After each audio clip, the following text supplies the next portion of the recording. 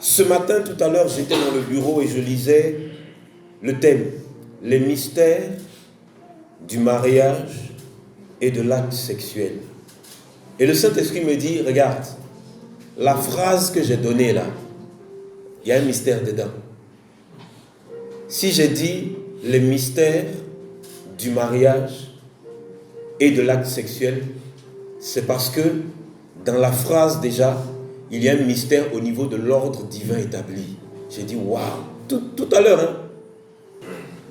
Nous allons aller dans le livre des origines, le livre de la Genèse. Pourquoi le Saint-Esprit nous envoie dans le livre de la Genèse? Parce que c'est le livre des origines et des vérités divines. Amen. Dans certains pays, on a autorisé 2 femmes à se mettre ensemble pour se marier. On a autorisé 2 hommes. Et dans certains pays, les femmes vont avec les animaux. Quand on parle d'origine, ça veut dire que ce que tu veux expliquer, ce dont tu parles là, il y a une source. Amen. Il y a une source. Ça vient de quelque part. Amen. Quand on parle d'origine, ça veut dire que le début de ce qui se passe là, tout ce qui est bon sur la terre, ça a commencé quelque part. Tout ce qui est mauvais sur la terre, ça a commencé quelque part. Donc, dès que quelque chose se passe dans ta vie, il faut absolument que tu cherches l'origine. On va aller dans Genèse 1, versets 26 à 28. Les hommes de Dieu sont venus me voir. Les servantes de Dieu sont venus me voir. Servante de Dieu. Et puis Satan a pris ton mariage et puis il a cassé. Quand il a cassé ton mariage en 2, il a vu que ce n'était pas bien cassé. Il a collé les 2 morceaux là. Puis il a cassé en 8. Il a vu que ce n'est pas bien cassé. Il a cassé encore. Tu es servante de Dieu. Tu es un homme de Dieu. Et puis Satan te maltraite comme ça. Et c'est dans ça que les hommes de Dieu vivent. Dans le monde entier.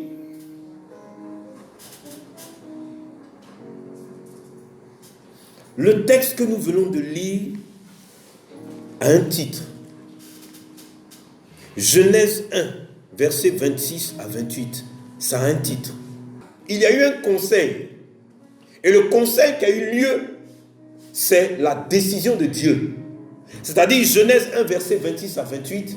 Il s'est passé un conseil divin. Et dans le conseil divin, il y a eu la décision de Dieu. Que quelqu'un dise la décision de Dieu. La décision de Dieu.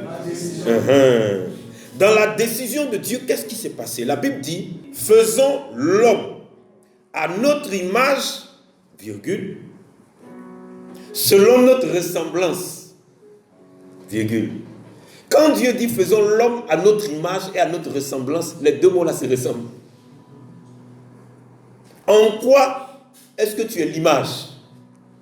En quoi est-ce que tu es la ressemblance? Dieu a créé les animaux, les poissons. Regardez à quoi le poisson ressemble. Regardez le bœuf, le rhinocéros, l'éléphant et puis le serpent. Regardez à quoi il ressemble. Amen.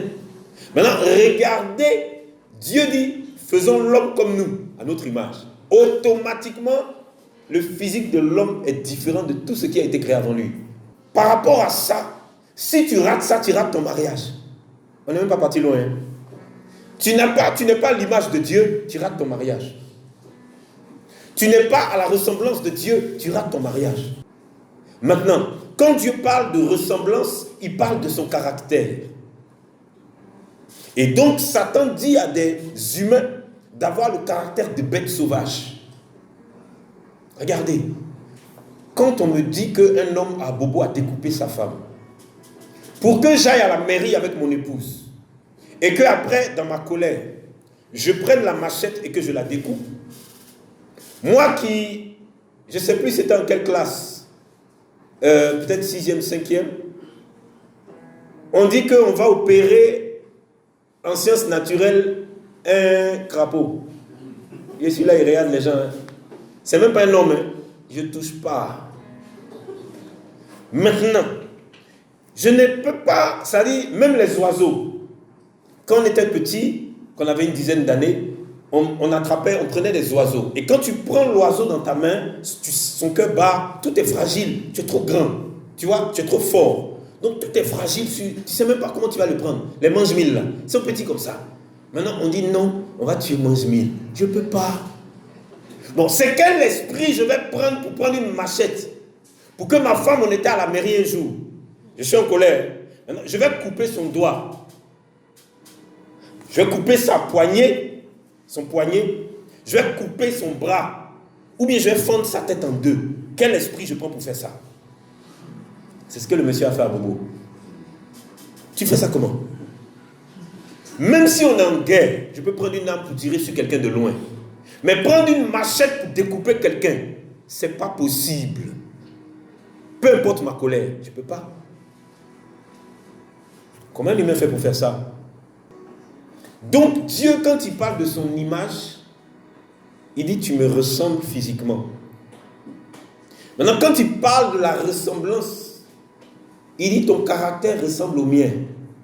Tes pensées ressemblent aux miennes. Tes actions ressemblent aux miennes. Tout ce que tu fais là, ça ressemble au divin. Ça ressemble à la royauté. Ça ressemble à la vérité que je suis. Oh Seigneur, j'aime ça. Il dit, ça ressemble à la vérité que je suis. Donc dans les origines de qui tu es, il y a une vérité. C'est que tu dois être à mon image, tu dois me ressembler. Si tu n'es pas à mon image, tu ne me ressembles pas. Ce que tu veux là, le mariage que tu veux là, ça ne peut pas marcher. Pourquoi? Tu n'es pas à l'image de Dieu, tu n'es pas à sa ressemblance. Dieu prend une décision. Et il dit, quand il est à notre image, selon notre ressemblance, qu'il domine sur les poissons de la mer, sur les oiseaux du ciel, sur le bétail, sur toute la terre et sur tous les reptiles qui rampent sur la terre. Il créa l'homme et la femme. Dieu les bénit et Dieu leur dit, soyez féconds, virgule. Regardez, Dieu vient de concevoir, de créer deux êtres. Le mariage n'existe pas encore. La sexualité n'est pas là. Amen. Maintenant, dès qu'ils sont conçus, la première chose que Dieu dit, soyez féconds. Ça veut dire que l'homme, sans avoir rencontré sa femme, la première chose qu'il a reçue de l'Éternel, c'est la fécondité. Amen. La femme, tu n'as pas encore rencontré ton mari, mais ce que Dieu t'a donné, c'est la fécondité. Amen. Alors comment expliquer que des chrétiens et des chrétiennes, des hommes et des femmes, des hommes de Dieu, des femmes de Dieu, sont dans l'église, et puis ils sont stériles, c'est-à-dire tu n'es pas fécond. Moi je suis parti à l'évangélisation avec un homme, que je considère comme un homme de Dieu. Et je lui dis, moi j'ai 4 enfants, tu en as combien? Il dit, j'ai 1. Ah, tu as quoi? Il dit, j'ai une fille. J'ai dit, mais il faut que je passe à la maison. Quand Dieu dit, soyez féconds, il met en toi la fécondité. Regardez le péché d'Onan. C'est comme tu fais des avortements. Mais tu as encore envie, c'est un miracle. Tu vas te jeter, tu vas en enfer sans transition. Le gars, il couche avec les femmes et puis, au moment de la jouissance, il verse sa terre. Multiplier, remplissez la terre, c'est un ordre divin. Et puis toi, tu veux... Waouh! Le mariage n'est pas encore là. Hein? Maintenant, regardez. Tous ceux et toutes celles qui n'ont pas voulu être à l'image et à la ressemblance de Dieu, Dieu a créé l'homme et la femme. Le mariage n'existe pas encore. Maintenant, Satan nous a dit, bon, j'ai créé un système qui s'appelle le copinage.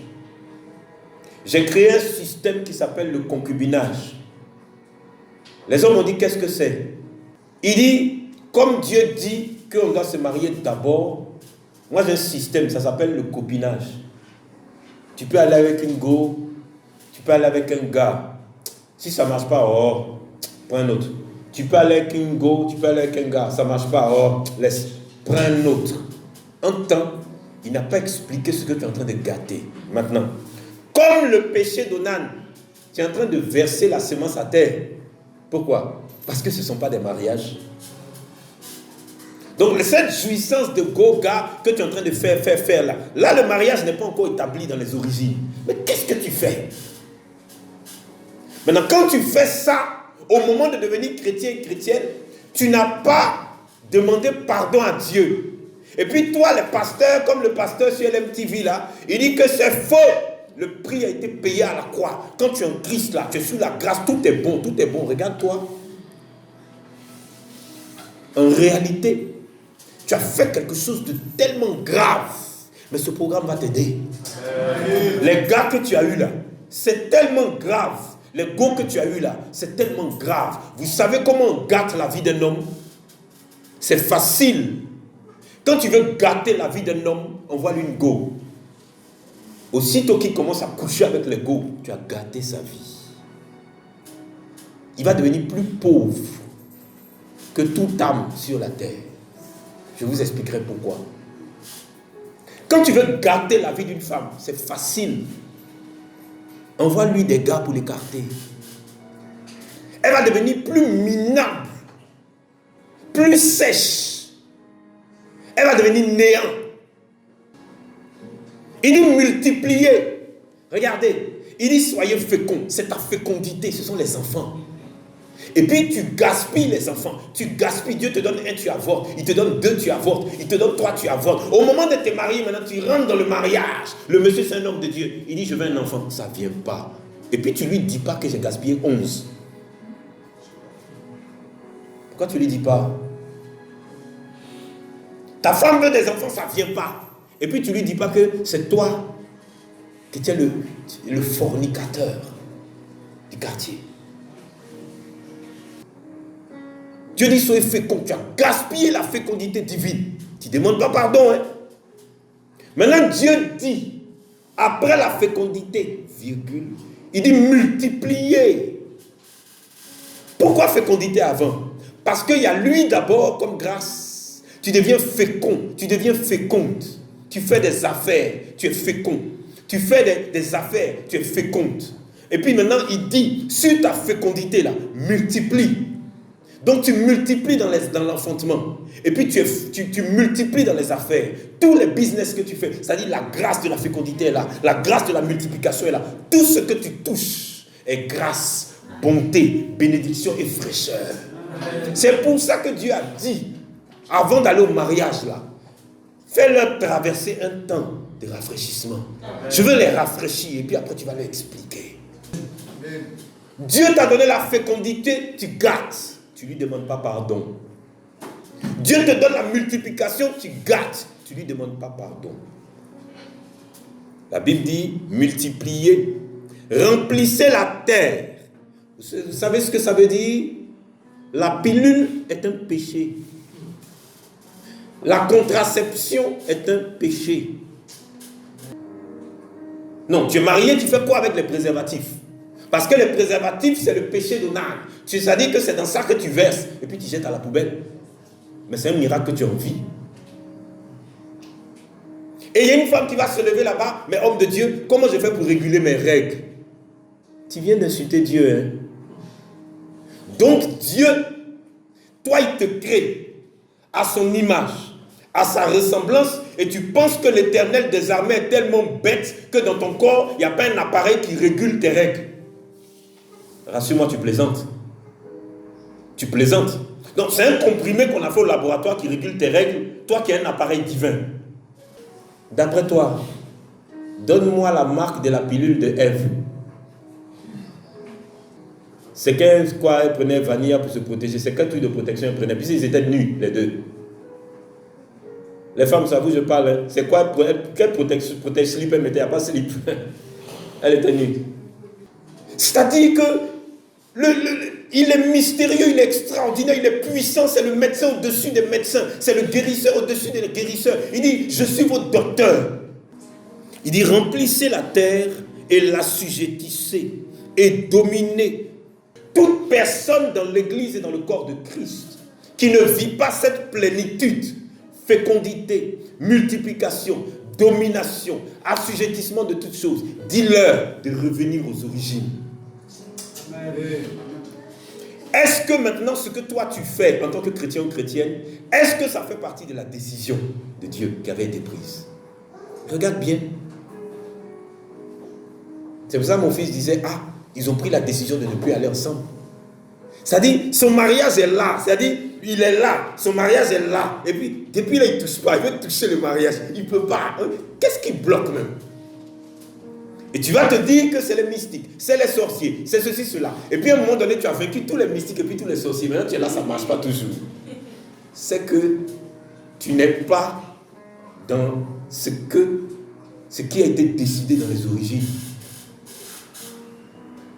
Maintenant, Dieu dit, faisons l'homme à notre image et à notre ressemblance. Regardez, j'ai besoin de 3 personnes. Je vais vous montrer quelque chose. 3 personnes, dépêchez-vous. Comme par hasard, il y a 2 petits, puis il y a un grand. Donc, regardez. Quand il a dit, faisons l'homme à notre image et à notre ressemblance, il y avait le Père, Amen. Il y avait le Fils, Amen. Et puis il y avait le Saint-Esprit, Amen. Maintenant, quand la décision a été prise, ils ont fait la réunion. Et ils ont dit, faisons l'homme à notre image et à notre ressemblance. Maintenant, ce que l'humanité ne sait pas, dans le mystère du mariage, c'est que le Père, détaché, allez-y comme ça, regardez. Le Père, le Fils et le Saint-Esprit, ils sont 3. Amen. Maintenant, quand Dieu, le Père, le Fils et le Saint-Esprit en ont envie, bien derrière, ils se mettent, ils se collent, c'est-à-dire que le Fils et puis le Père là, et le Fils et puis le Saint-Esprit, Amen, ils rentrent dans le corps de celui qui est le Père. Maintenant, retenez la tête. Quand ils rentrent comme ça, qu'ils deviennent une seule personne, un seul corps, un même esprit, leur cerveau devient un seul cerveau, et puis leur tête là, ça devient une seule tête. Amen. Ça devient une seule tête. Maintenant, à un moment donné, quand Dieu veut, c'est-à-dire le Saint-Esprit va aller quelque part. Amen. Même quand Jésus-Christ voulait descendre sur la terre, Christ est parti. Amen. Il a laissé les 2 autres. Amen. Maintenant, Christ là, ce qui est dans sa tête, est lié directement avec la tête de Dieu et directement avec la tête du Saint-Esprit. Amen. Et donc, à un moment donné, le Saint-Esprit est sorti de Dieu et puis il est parti rejoindre Jésus-Christ sur la terre. Amen. Maintenant, Dieu est resté dans le ciel. Et la Bible dit que Jésus était sur la terre et puis Dieu, on a entendu sa voix, le ciel s'est ouvert et puis le Saint-Esprit, lui, est descendu. Les 3 étaient là, mais pourtant, et voilà pourquoi vous devez comprendre quand Dieu dit, je fais l'homme à mon image et à ma ressemblance. Dans votre corps là, il y a 3 personnes. Amen. Vous êtes corps, âme et esprit, donc vous êtes 3. Et ces 3 personnes, ces 3 êtres, c'est vous, et ils peuvent se détacher. Amen. Maintenant, ce qui se passe, c'est que toi tu es là. Amen.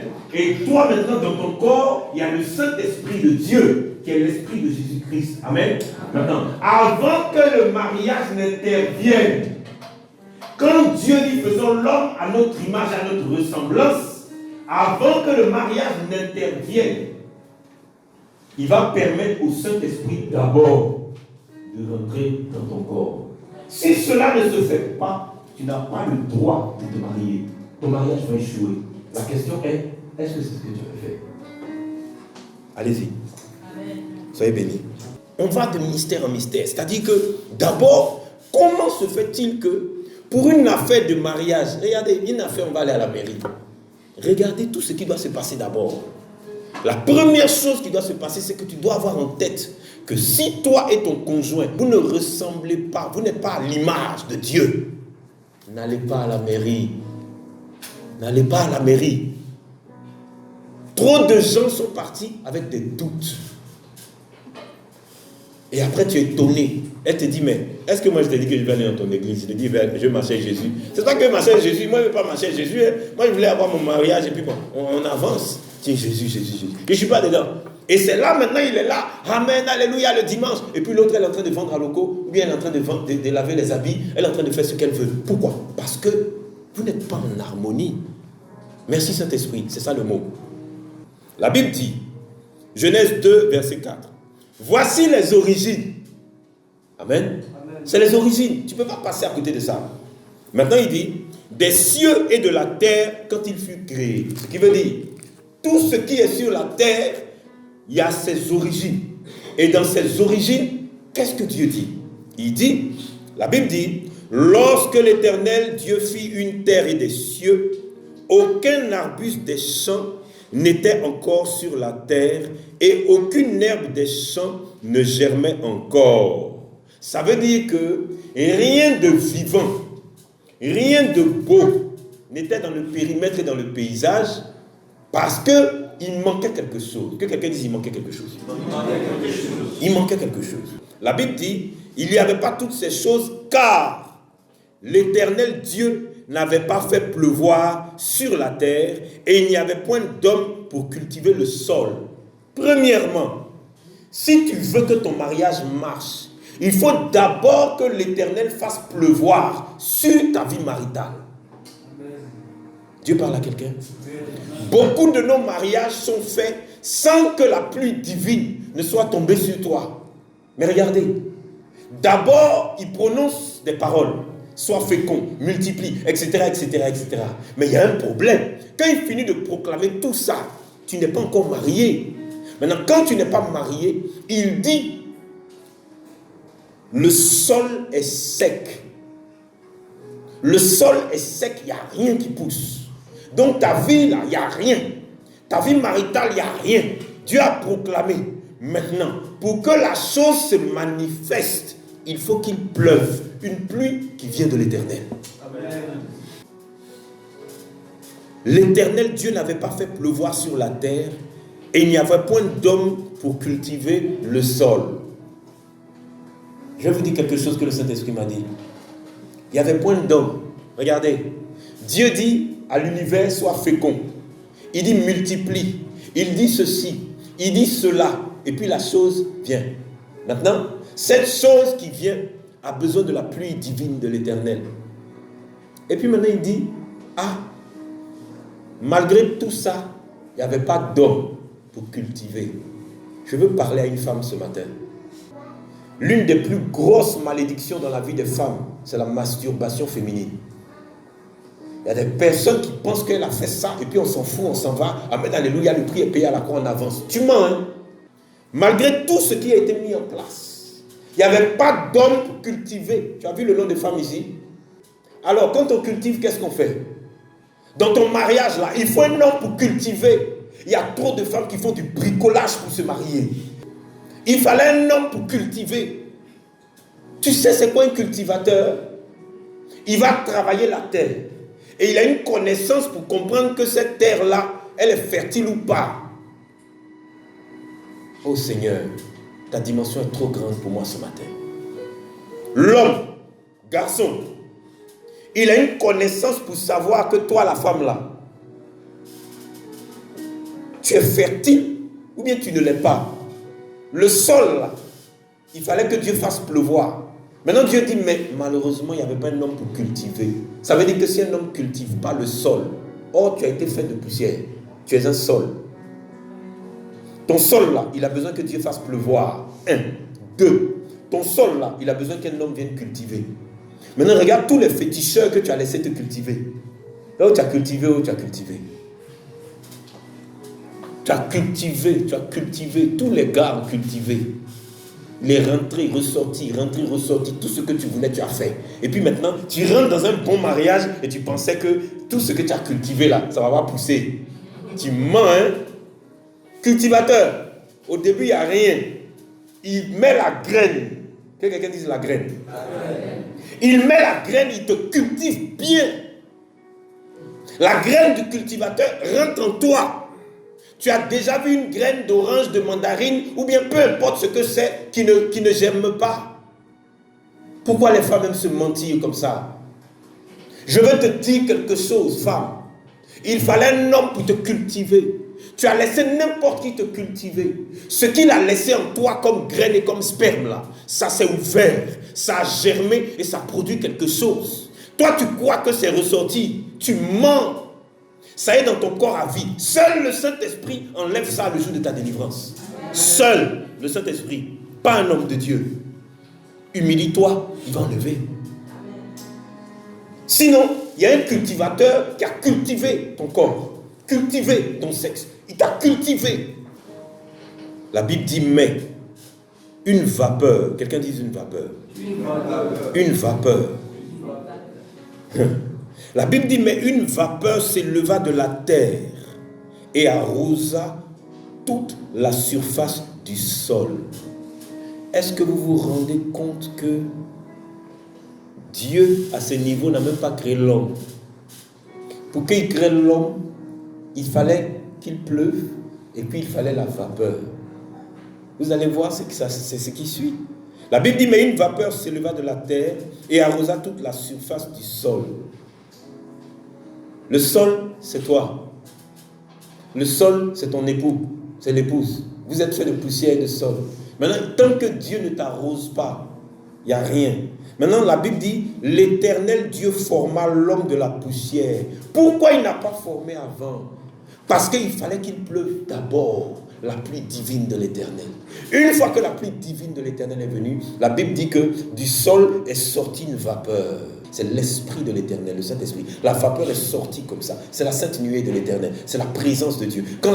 Regardez, tant que la sainte nuée ne se met pas en mouvement, Moïse ne bouge pas. Lisez la Bible. Donc, dès que la vapeur est sortie, Dieu dit la présence est là. Regardez comment nous nous marions sans la présence de la vapeur. Regardez comment nous nous marions sans la présence de l'Esprit. Et la Bible dit que dès que Dieu a vu la vapeur, l'Éternel Dieu forma l'homme de la poussière. Regardez, quand la vapeur est sortie du sol, il s'est empressé de prendre la poussière pour fabriquer vite. Il ne faut pas que la vapeur parte. La présence de l'Esprit est là. Donc il a formé l'homme de la poussière de la terre. Et puis il a soufflé dans ses narines un souffle de vie. Et l'homme devint un être vivant. C'est là. Il y a eu quelque chose qui s'est passé. Le mystère de la vie dans l'homme, c'est qu'à un moment donné, avant ton mariage, là, il faut que tu prennes connaissance du fait que le monsieur a la vie en lui. Le monsieur n'a pas la vie, il ressemble à la mort. J'ai remarqué quelque chose quand j'étais dans le monde. Les femmes aiment les bandits. Et je me rappelle quand j'étais dans le monde, j'étais avec quelqu'un, je dis, ah vraiment, je m'avais fait une affaire, tout ça, tant. Elle dit, mon cher, tant qu'on ne t'a pas attrapé, il n'y a pas de problème. Quand je suis devenu chrétien, je me suis rappelé de ça. Elle dit, hé! Donc c'est dans ça que les chrétiens sont. C'est-à-dire, tout va bien là avec son bandit, et puis elle fait comme si, amen, alléluia. Vous êtes ici là, il y en a beaucoup qui ont leur conjointe. Elle n'est pas là. Tu sais pourquoi elle n'est pas là? Vous avez une vie de bandit. Tu es une femme, tu viens, le monsieur n'est jamais là, un matin tu veux le présenter à l'homme de Dieu. Tu mènes une vie de bandite. C'est le banditisme qui est là.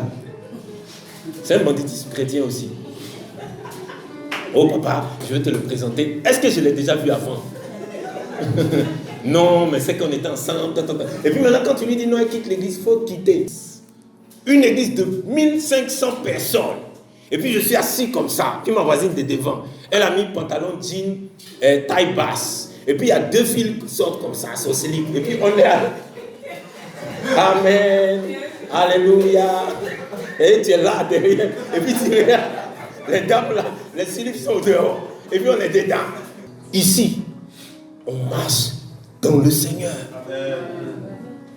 Est-ce que dans ton mariage, tu as suivi la procédure d'attendre le souffle de Dieu, la présence du Saint-Esprit pour la création de la personne, la femme que tu es, la création de l'homme que tu es? Tu veux aller au mariage, mais regarde la procédure de Dieu.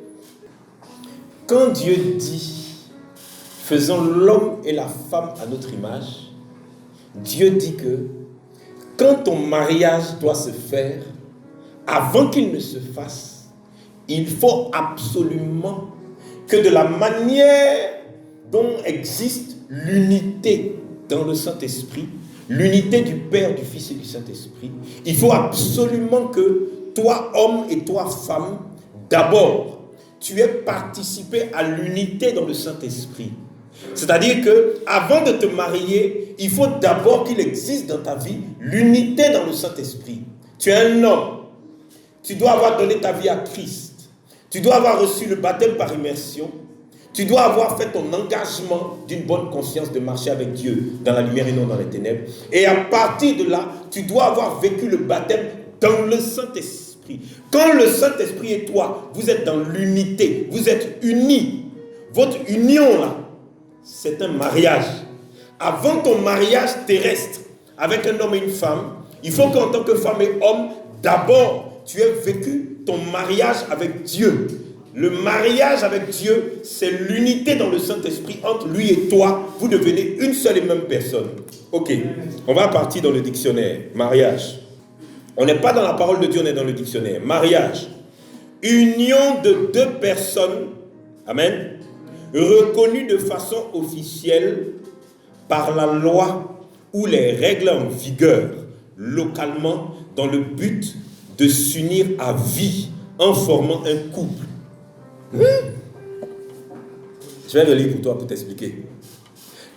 Le dictionnaire dit que le mariage, c'est l'union entre deux personnes, premièrement. Donc, l'unité dans le Saint-Esprit veut dire qu'il y a eu mariage entre toi et Dieu. On n'est pas encore marié en tant qu'humain. Hein?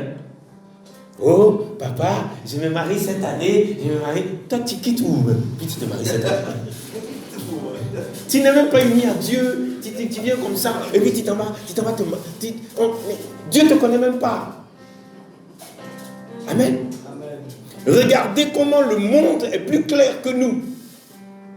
Le dictionnaire dit que le mariage, c'est l'union de deux personnes. Donc, avant d'aller te marier, il faut d'abord que la femme que tu veux épouser ait reçu son union avec Dieu. Lorsque la femme a reçu son union avec Dieu, c'est-à-dire que l'union est consommée, elle est dans l'unité dans l'Esprit de Dieu, toi aussi, tu dois être dans l'union avec Dieu, l'unité dans l'Esprit de Dieu. Et là, et c'est écrit ici que le mariage, c'est l'union de deux personnes. Donc tu n'es pas marié avec Dieu. Et tu veux te marier physiquement. Mais comment tu veux que ça marche? Tu es une femme, tu n'es pas mariée avec Dieu. Ça veut dire que tu n'es pas uni à Dieu. Pourquoi veux-tu que ton mariage physique marche? Maintenant, tu es un homme. Tu n'es pas marié avec Dieu. Pourquoi tu veux que ton mariage physique marche? Regardez, Satan, ce n'est pas un idiot. Beaucoup d'entre nous se sont mariés avec des esprits. Et donc maintenant, ils veulent ou elles veulent faire le mariage physique et Satan ne veut pas. Pourquoi? Parce que tu es marié avec un esprit. Maintenant, regardez ce que le Saint-Esprit vient de me révéler. Il dit, quand un homme s'est uni à Dieu et au Saint-Esprit, il y a eu mariage entre l'homme et Dieu. Amen. C'est une union. Maintenant, sa femme, sa future femme, va s'unir et se marier avec le Saint-Esprit. Il y a eu un mariage entre elle et l'Esprit de Dieu. Amen. Oh, merci Saint-Esprit. Le Saint-Esprit me dit, c'est pour ça que vous êtes l'épouse. La Bible dit que Christ est l'époux. L'église, là, c'est l'église spirituelle. Et la Bible dit que l'église est l'épouse. Mais pourquoi on parle d'époux et d'épouse? Parce que quiconque accepte Dieu se marie en union avec l'Esprit de Dieu. Maintenant, regardez-moi ici. L'homme qui a reçu l'Esprit de Dieu, la femme qui a reçu l'Esprit de Dieu, le jour où ils vont se marier, le Saint-Esprit va s'unir à lui-même et puis il va coller. Amen. Tant que vous n'avez pas fait ça précédemment, vous ne pouvez pas vous marier physiquement. Maintenant, le dictionnaire dit que le mariage, c'est l'union de deux personnes, virgule, reconnues de façon officielle par la loi ou les règles en vigueur localement. Je vais vous expliquer. Chez les Bété, il y a un mariage là-bas. Chez les Baoulés, il y a un autre mariage là-bas. Quand vous allez au Mali, il y a un genre de mariage qu'on fait. Quand vous allez au Sénégal, il y a un autre genre de mariage. Quand vous venez en Côte d'Ivoire, il y a un autre genre de mariage. Maintenant, tous ces mariages qui sont faits là, le dictionnaire dit que c'est l'union de deux personnes reconnues de façon officielle par la loi ou les règles en vigueur localement. Ça veut dire que dans chaque village, dans chaque ville, il y a un mariage différent. Ça veut dire que dans chaque région, il y a un mariage local. Et ce mariage local, le dictionnaire dit qu'il est valable. Maintenant, tous ces mariages-là, locaux, comment ils sont venus, comment ils ont été mis en place? Ils ont été mis en place par l'ennemi de Dieu. Quand tu vois un musulman, il dit, oh, moi je me marie selon les musulmans. Tu vois un chrétien, oh, je me marie selon les chrétiens. Tu vois un bouddhiste, oh, moi je me marie selon les bouddhistes. Tu vois un hindouiste, oh, moi je me marie selon les hindouistes. Tu vois, tout ça a été mis en place par l'ennemi de Dieu. Pourquoi? Parce qu'on n'est plus dans le livre des origines. Amen. On n'est plus dans le livre des origines. Et ici, c'est écrit de façon officielle par la loi ou les règles en vigueur localement. Voilà pourquoi Tu dois être chrétien pour que ton mariage soit fait selon la loi et les règles en vigueur localement, selon le royaume d'où tu viens. Amen. Ton mariage doit être fait selon le royaume d'où tu viens. Donc, vous comprenez que quand on dit des règles et des lois en vigueur localement, il te faut les règles et les lois du royaume. Mais j'ai remarqué que tous les mariages chrétiens sont faits contre la loi du royaume. Regardez, combien d'hommes de Dieu acceptent et font le mariage coutumier. Mais de quelle coutume tu me parles?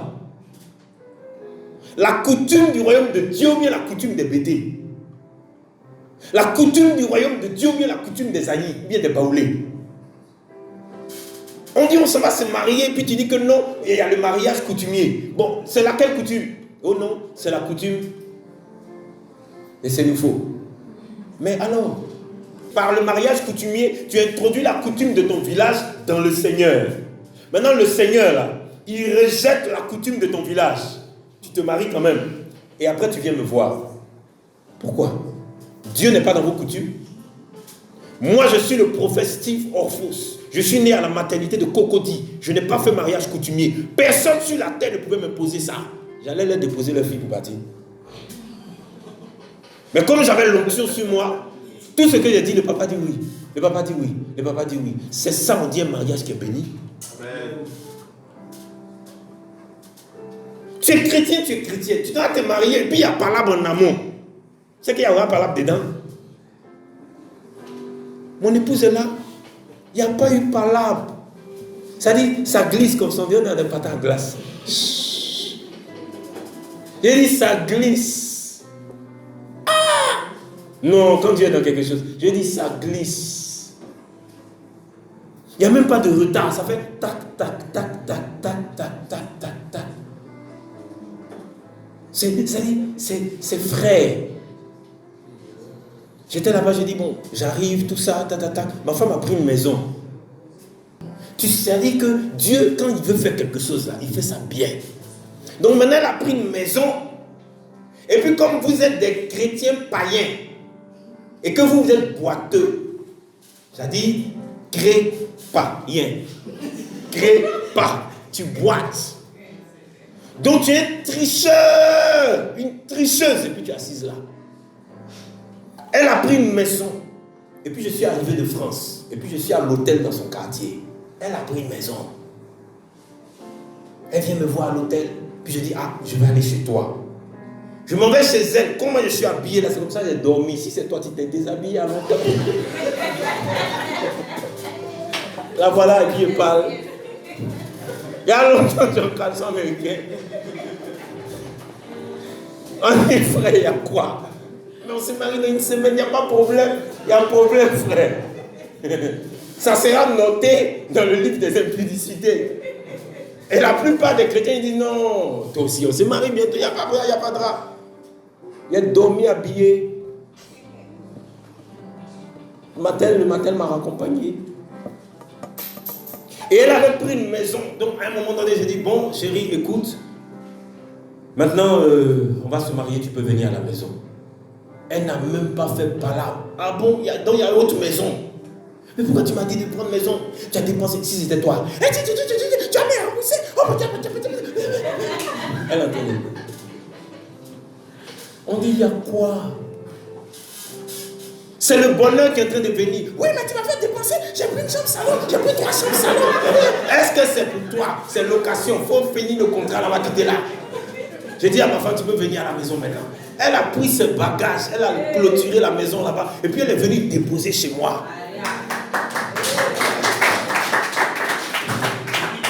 Maintenant, elle est dans la maison. Ça dit que mon fils là, il dit voilà, elle est venue. On peut chauffer. On n'a rien fait jusqu'à ce qu'on revienne de la mairie, frère. Elle est dans la maison. Ça dit qu'il n'est même pas converti, il n'est même pas dans le Seigneur, il n'est même pas dans l'unité du Saint-Esprit. Donc il voit des dentelles, il tombe comme ça.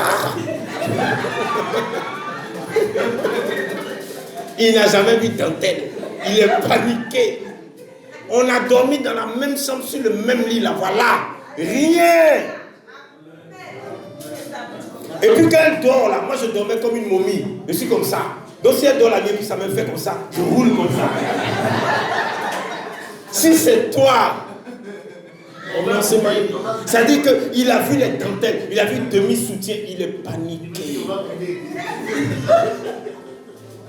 Et c'est là qu'il va dire, moi j'ai vu, même Mewe, je l'ai vu sur Facebook, il dit, mais quand même, un bonbon comme ça qui est dans son paquet, est-ce qu'on n'a pas goûté puis on s'en va? Et puis ils vont sortir les trucs anti-bibliques là, et puis ils vont servir ça. Et puis il dit, bon, de toute façon, puisqu'on se marie demain, c'est qu'on peut.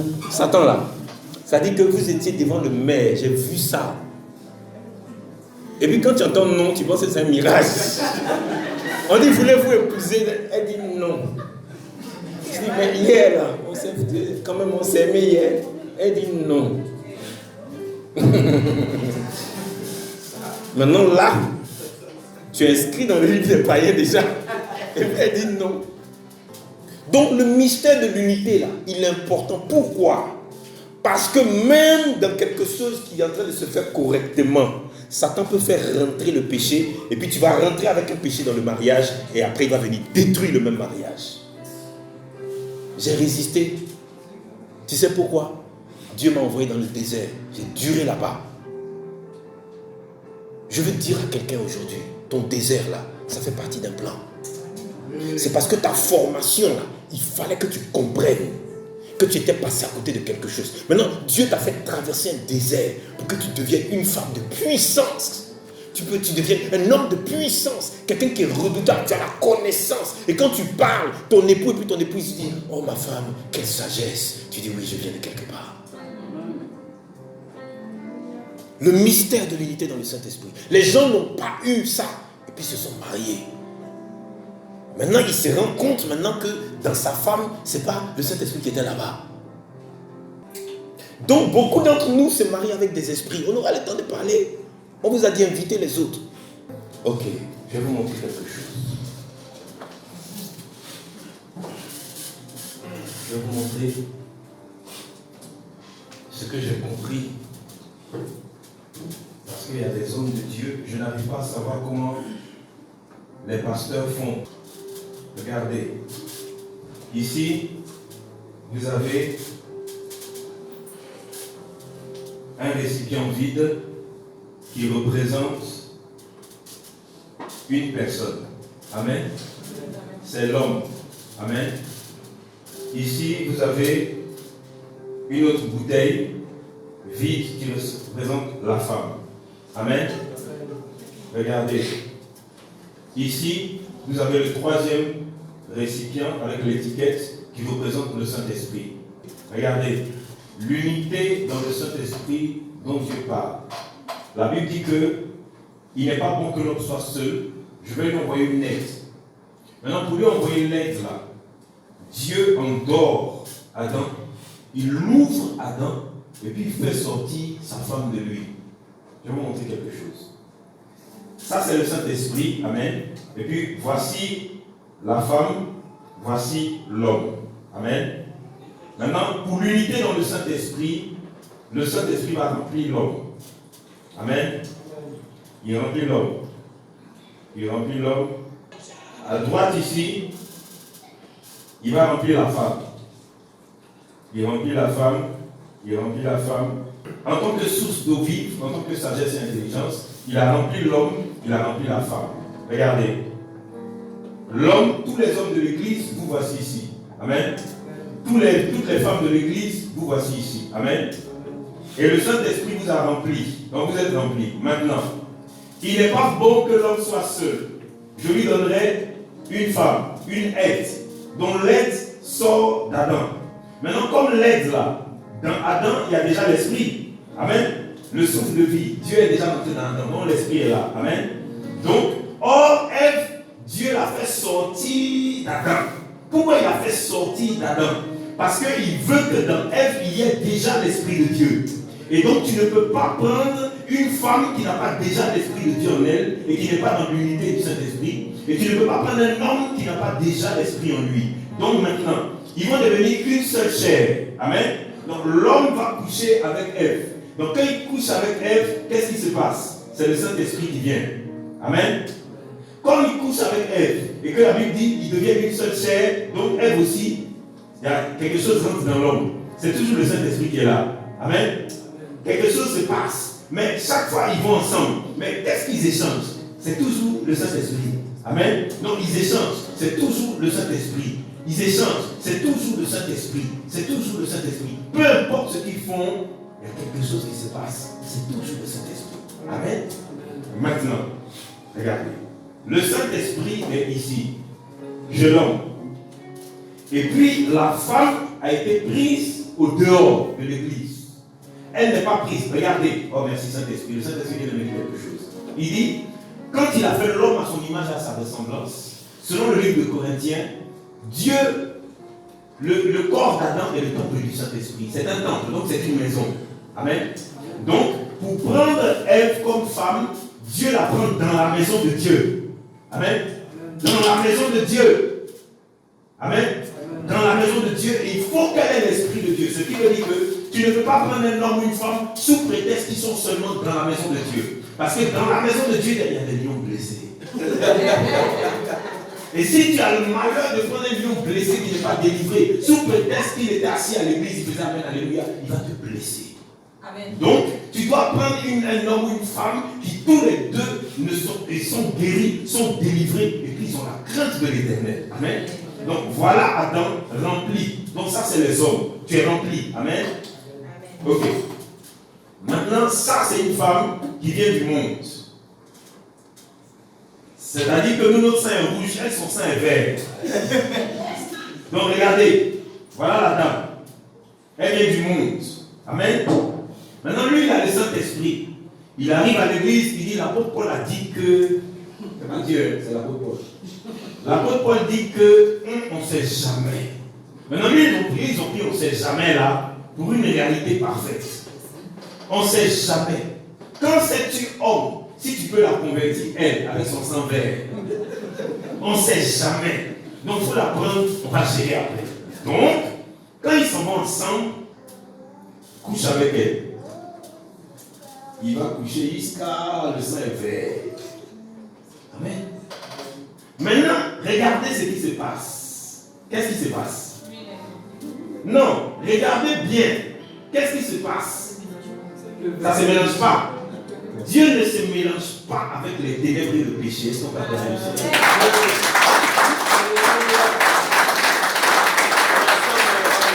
Regardez, les démons se sont mis quelque part. Donc ils sont dans la main gauche de la dame. Et puis le Saint-Esprit est dans la main droite. Et les hommes de Dieu vont dire, ah, Dieu ne peut pas cohabiter. Il y a une partie de Dieu, c'est là. Mais regardez, ce n'est pas mélangé. Parce que le temple, c'est plusieurs pièces. Ce que je vous dis est biblique. Je vais vous montrer le passage biblique qui dit que des hommes de Dieu, dans le temple de Dieu, ont commencé à mettre des dessins de serpents sur les murs. Ils ont commencé à mettre des dessins abominables sur le mur. Dieu a appelé son serviteur. Il dit, viens voir ce que les hommes de Dieu font dans l'église. Quand il a montré, il dit, ils veulent me faire partir.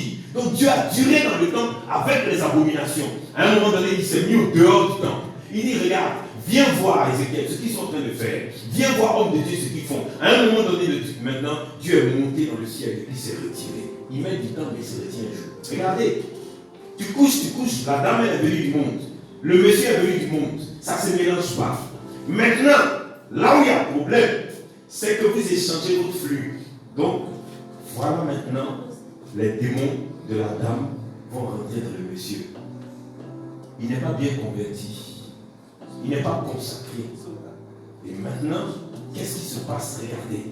Ce n'est pas mélangé. Ça n'arrive pas à se mélanger. On renverse, on renverse. Voilà comment tu as détruit ton couple. Voilà comment tu as détruit ton couple. Et voilà comment tous les hommes de Dieu, dans l'univers, dans le monde, dans l'église universelle, détruisent leur couple en disant et en croyant que Dieu ne se mélange pas. Dieu ne se mélange pas, c'est vrai, mais Dieu peut rester à un moment donné dans un corps où Satan a pris un côté, Dieu a pris un côté. Maintenant, il faut que Dieu gagne. Pour que Dieu gagne, ça dépend de toi. Amen. Ça dépend de toi. Ça dépend pas de Dieu. J'aurais pu rester un impudique. J'aurais pu rester un mauvais garçon. J'aurais pu rester tout ce que je voulais. choix. Regardez. Et donc, dans ce combat spirituel, beaucoup d'hommes de Dieu ont échoué. Maintenant, Dieu dit quelque chose. Il dit, je vais lui donner une aide. Donc, ce qui se passe, c'est que les deux ont le Saint-Esprit et elles deviennent une seule chair qui partage le Saint-Esprit. Elles deviennent une seule chair qui partage le Saint-Esprit. La question est, est-ce que dans le couple que tu as détruit au départ, vous étiez une seule chair? La réponse est non. Vous n'avez jamais été un. C'est parce que vous n'êtes pas un qu'il y a eu problème. Maintenant, il dit, il l'emmena vers l'homme, et l'homme dit, voici cette fois celle qui est os de mes os, chair de ma chair, on l'appelle femme parce qu'elle a été prise de l'homme. Et c'est pourquoi l'homme quittera son père et sa mère, s'attachera à sa femme, et ils deviendront une seule chair. Maintenant, il y a quelque chose, un mystère, que tu n'as pas compris au niveau du mariage. C'est pendant que les gens arrivent, que je fais la cure d'âme, que le Saint-Esprit, il règle ce problème parce que c'est lui seul qui est capable de régler ça. Or, la plupart du temps, les gens sont partis chez les marabouts. Ils sont partis chez les marabouts. Alors, regardez, je vais vous montrer. Voilà une femme. Maintenant, ici, il y a des garçons. Maintenant, elle a commencé à avoir des relations avec des hommes. Donc, elle a eu un garçon dans sa vie, 2 garçons, 3 garçons, 25 garçons, 45 garçons. L'une de mes filles m'a dit, papa, dis-moi ce que tu veux faire là. On n'a pas acheté cahier. Maintenant, voilà la dame. Amen. Regardez ici, regardez ici. Regardez comment ça encadre le mariage. La personne n'est pas mariée. Hein. Maintenant, tu as des gars.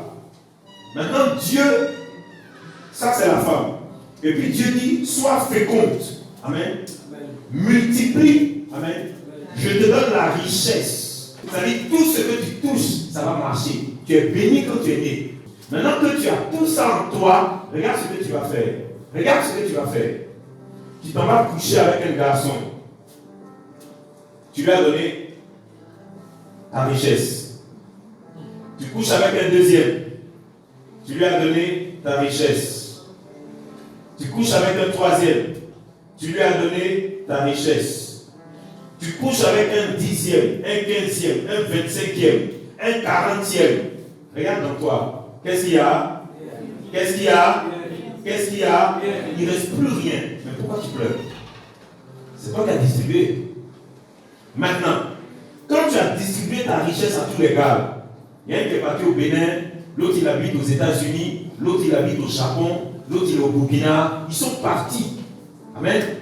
Maintenant, ce que tu dois savoir, c'est que quand tu leur as donné, tu t'es défragmenté. C'est-à-dire que ce n'est pas que ta richesse, ta bénédiction et ta grâce, tu leur as donné. Hein. Tu leur as donné une partie de toi. Et puis ils sont partis avec ça. Maintenant, dans ton corps, ils ont mis une partie d'eux-mêmes. Donc quand ton mari va venir t'épouser, il va coucher avec toi, il va arriver à des garçons qu'il ne connaît pas. Et quand toi tu vas coucher avec lui, tu vas voir des femmes que tu ne connais pas. Et s'il n'est pas délivré, tu vois qu'il est toujours suivi par un groupe de beaucoup de femmes. Beaucoup de femmes, beaucoup de femmes. Parce que les dames là, elles sont dans son corps. Et comme son corps est un bâtiment, elles vivent dedans. Maintenant, comme le corps de la femme est un bâtiment, les gars qui a couché avec elle, ils vivent dans son corps. Donc quand vous allez ensemble, vous faites des rêves bizarres. Ce sont les gars qui sont là. Donc, tu te défragmentes en 45 hommes. Et 45 hommes t'ont volé tout ce que tu avais. Ils ont pris ta substance. Ils sont partis avec. Et Satan tue les gens comme ça. Et les mariages sont détruits. Les hommes de Dieu, les mariages sont détruits. Et il m'appelle. Le Seigneur dit, fais la délivrance des hommes de Dieu. Voilà l'ordre que le Seigneur m'a dit. Il dit, fais la délivrance des hommes de Dieu. Satan est en train de tuer toute l'église. Son cheval de Troie, c'est de détruire le mariage. Pourquoi? Parce que tout mariage égale l'unité dans le Saint-Esprit. Et l'unité dans le Saint-Esprit, Satan n'en veut pas. Il n'en veut pas. Maintenant, quand tout le monde s'en va avec ta richesse, tu deviens tellement pauvre. Or, La sirène des eaux est sur la terre, sur l'eau. La reine du ciel est dans le ciel. Et elle travaille pour que tu deviennes tellement pauvre que tu manges dans la poubelle. C'est pourquoi tu vas voir qu'à un moment donné, tu deviens une vagabonde. C'est-à-dire que tu vas de foyer en foyer, de maison en maison, tu cherches à dormir chez les gens et tout ça. Or, au départ, tu as été béni. Fécondité, multiplication, domination, assujettissement de la terre. Mais tu n'es plus rien. Et en tant qu'homme, tu n'es plus rien. Même un studio, 50 000, tu ne peux pas. Tu ne peux pas. Tu n'as plus rien. C'est-à-dire, il a vidé ton compte. Ils ont vidé. C'est-à-dire, leur but là, c'est que tu manges dans la poubelle. Et tu te bats, tu te bats, tu te bats. Les hommes de Dieu viennent prier. Les hommes de Dieu viennent prier. Mais qu'est-ce qui se passe quand un homme de Dieu lui-même n'est pas agréé par Dieu? Quand il prie pour toi, ça va nulle part. Il n'a pas l'agrément. Le Saint-Esprit dit, vous voulez parler des mystères du mariage, mais sachez que votre Père, l'Éternel des armées, est mystérieux. Maintenant, sa divinité vous a donné quelque chose. Avant de te marier, pour que ton mariage réussisse, il faut que tu aies réussi l'unité dans le Saint-Esprit. Une fois que toi, tu as réussi l'unité dans le Saint-Esprit, en tant que conjoint dans le Saint-Esprit, vous allez vous unir. Vous serez puissant vis-à-vis de Satan. Parce que chacun d'entre vous a la présence de Dieu. Mais le Saint-Esprit dit, je suis venu pour restaurer chaque homme, chaque femme. Personne ne sortira de ce programme sans la restauration dans son mariage. Il dit, tout ce que tu as fait dans le passé fait partie du passé. Amen. Donc ce que tu as fait hier, dans la nuit, et puis tu es venu ici. Ce que tu as fait cette année ou l'année dernière, et puis tu es venu ici. Le Saint-Esprit dit, je veux réécrire ta vie. Je veux réécrire ta vie. Je veux réécrire.